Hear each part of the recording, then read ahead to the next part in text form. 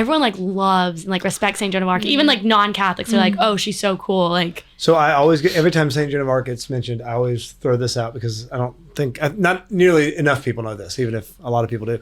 Everyone should know this. Mark Twain wrote a biography of Joan of Arc that is considered like one of the premier biographies of Joan of Arc. He did all of this super sleuthing to learn everything he could about her, and he considers it his masterwork, more so than Huckleberry Finn or Tom Sawyer or Connecticut Yankee, King Arthur's Court, all those. He says Joan of Arc is like his magnum opus, and if you have not read Joan of Arc by Mark Twain, you should read it because it's fantastic, and it shows her as this real person who is like, we talk a lot about femininity and masculinity on this show, and obviously leading armies into battle tends to be something that is masculine, right? And I've been on record and gotten negative feedback on saying I generally don't support women donning armor and climbing on horses and going to chop off the heads of Englishmen, but when God tells you to, I make an exception, and her exception is what's so unique and so cool about it. I don't like how a lot of times she's now thrown in as sort of this feminist icon, because that wasn't the idea. The idea was, no, this is something that I'm not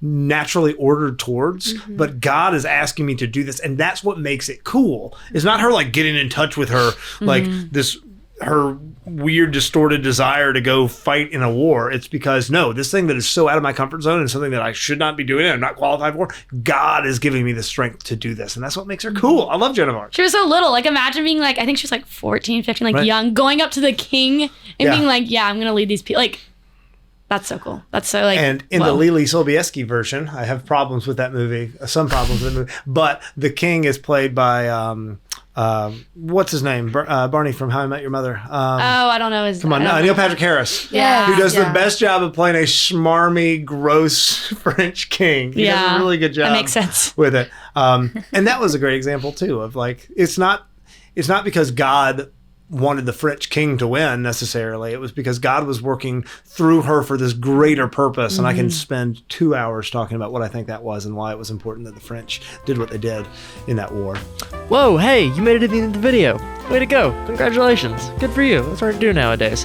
If you have a second, could you please drop us a like, subscribe, and if you really enjoyed this episode, go check out our full Honest to God. This is just a clip. There's so much more to this.